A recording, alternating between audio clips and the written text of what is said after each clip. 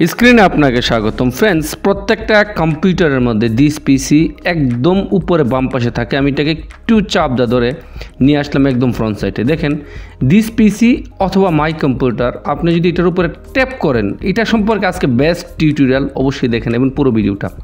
নিচে আপনি ইচ্ছে করলে রিনেম করতে পারেন, এটাকে আপনি যা ইচ্ছে তাই নাম দিতে পারেন। তো আমি এটাকে দিস পিসি রেখে দিলাম। আমি এইখান থেকে আজকে আপনাকে কিছু গুরুত্বপূর্ণ টিপস দেওয়ার চেষ্টা করব, ভিডিওটা সম্পূর্ণ দেখবেন। ডাবল ট্যাপ করার পরে কিন্তু নর্মালি আমাদের এইরকমভাবে কিন্তু খুলে যায়। ওকে, এখন প্রশ্ন হচ্ছে, আমরা তো নর্মালি এরকমভাবে খুলি, তবে এই যে এইটার লোগোটা কি আমরা চেঞ্জ করতে পারবো কখনো? এই যে এইটার লোগোটা কি কখনো চেঞ্জ করা যায়? না ফ্রেন্ডস, আপনি এটার লোগো চেঞ্জ করতে পারবেন না। এটা ডিফল্ট হিসেবে দেওয়া থাকে। এইটা পাশাপাশি রয়েছে, এখানে দেখেন লেখা রয়েছে রিসাইকেল বিন, এবং এখানে রয়েছে দেখেন আপনার অ্যাডমিনের যেই ল্যাপটপের অ্যাডমিন, তার এখানে একটা ছোট্ট নাম দেওয়া থাকে। আপনি চাইলে নামটাও পরিবর্তন করতে পারেন। এই তিনটা জিনিস, আরেকটা জিনিস রয়েছে। যাই হোক, আমরা সর্বপ্রথম এই দিস পিসি সম্পর্কে জানতে চাচ্ছি, তাই এই বাকিগুলো আমরা আগের জায়গায় রেখে দেব। আমি এখান থেকে সোজা আগের জায়গায় রেখে দিলাম।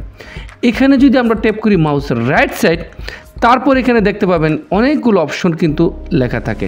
আপনি চাইলে ক্রিয়েট শর্টকাটে ট্যাপ করতে পারেন, তাহলে এটা কিন্তু কপি হয়ে গেল। দেখেন এই যে এটা কিন্তু কপি হয়ে গেল। আপনি চাইলে এরকমভাবে ক্রিয়েট শর্টকাটে যত ইচ্ছে ততই করতে পারেন। দেখেন একাধিকবার হয়ে গেল।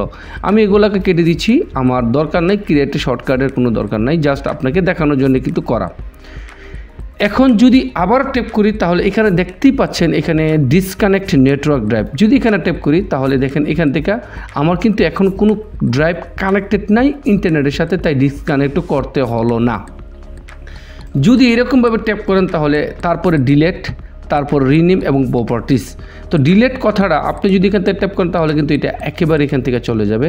আর এটা কিন্তু কখনোই ডিলেট হয় না, জাস্ট ডেস্কটপ থেকে ডিলেট হয়। আর প্রপার্টিসও যদি ট্যাপ করেন, তাহলে এটার বিস্তারিত এটার ভিতরে যা তাই চলে আসবে। উদাহরণস্বরূপ, যদি আপনি কোনো একটা ফাইল, ফটো, যে কোনো একটা জিনিসের যদি আপনি প্রপার্টিসও যেতে চান, তাহলে কিন্তু এইটার যা কিছু রয়েছে তাই আপনাকে দেখতে পাবেন। আমি চলে যাচ্ছি যে কোনো একটার ফটোতে, অথবা যে কোনো একটা এই ফটোটাতে চলে যাচ্ছি। এইটাতে যদি মাউসের রাইট সাইড ট্যাপ করে নিচে একদম প্রপার্টিসে ট্যাপ করি, তাহলে এইটার যা ডিটেল এখানে কিন্তু রয়েছে, এবং পাশাপাশি এই অপশনগুলো কিন্তু আমার এই ফটোতে দেওয়া রয়েছে। কিন্তু আমি যদি আমার এই দিস পিসিতে যদি ট্যাপ করি আর এই প্রপার্টিসে যদি ট্যাপ করি, তাহলে কিন্তু এই অপশনগুলো থাকবে না। আমার এটা কিন্তু চলে আসবে আমার এইটার যে ডিটেল, অর্থাৎ এই দিস পিসির যে বিস্তারিত ডিটেল এখানে যদি দেখেন একবার সব কিছু রয়েছে। তাহলে এই দিস পিসি অথবা মাই কম্পিউটার আমাদের কিন্তু প্রপার্টিসের মধ্যে কিন্তু বিস্তারিত দেখতে পাবো।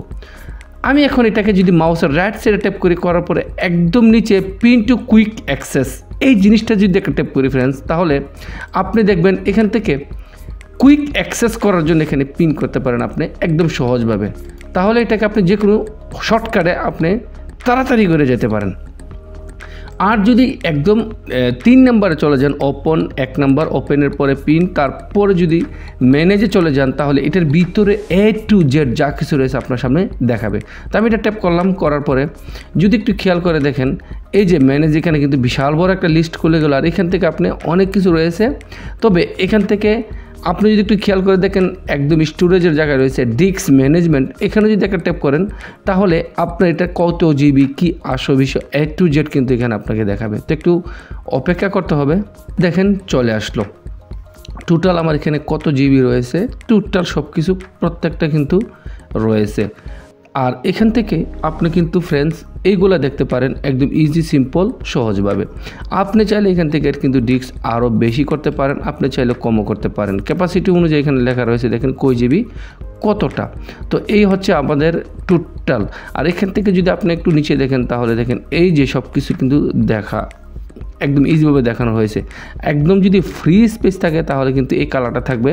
আর যদি এখানে লজিক্যাল ড্রাইভ থাকে, তাহলে এই কালারটা থাকবে। উদাহরণস্বরূপ এই যে একটা লজিক্যাল ড্রাইভ, এই একটা এই 3টে লজিক্যাল ড্রাইভ।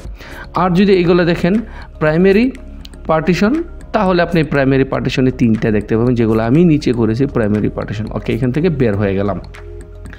আচ্ছা, এখন কথা হচ্ছে যদি আমাদের এই ড্রাইভটা ডিলেট হয়ে যায় আমরা কোথায় পাবো, বা অনেক সময় দেখা গেছে আমাদের এই 3টা ড্রাইভ ডিলেট হয়ে যায়, আমরা কোথায় পাবো? দেখেন আমি এটাকে ডিলেট করে দিলাম, এটা কিন্তু ডিলেট হয়, দেখেন এটাকে ডিলেট করে দিলাম, এইটাকে ডিলেট করে দিলাম। আপনি যদি 3টাকে ডিলেট করে দেন, বা আপনি কিন্তু একটা একটা করে ডিলেটও করতে পারেন, অনেক সময় দেখা গেছে আপনি এখান থেকে ডিলেট হয়ে যায়, মনের ভুলও ডিলেট হয়ে যায়, দেখেন এটা ডিলেট হচ্ছে না। তবে অনেক সময় দেখা গেছে এরকম যদি ডিলেট হয়ে যায় আপনি কোথায় পাবেন? এটা এখন আপাতত ডিলেট হচ্ছে না। যাই হোক, আপনি চাইলে কিন্তু এটাকেও ডিলেট করতে পারেন। আপনি যদি চান এই ডিলেট, এই যে দেখেন এখান থেকে ক্রিয়েট শর্ট হয়ে গেল, আমি এটাকে ডিলেট করে দিচ্ছি। ওকে, তো আমার কিন্তু রিসাইকেল বিন বাদ দিত, বাকি 2টা কিন্তু ডিলেট হয়ে গেল। কোথায় পাবো? যদি এরকমভাবে ডিলেট হয়ে থাকে তাহলে আপনাকে শর্টকাট বের করার জন্য প্রত্যেকটা উইন্ডোজ 10 এর ক্ষেত্রে কিন্তু সুপার একটা ট্রিক থাকে। তো আপনি মাউসের রাইট সাইডে ট্যাপ করবেন, এখন এখান থেকে পার্সোনালাইজড চলে যাবেন একদম সিম্পলভাবে।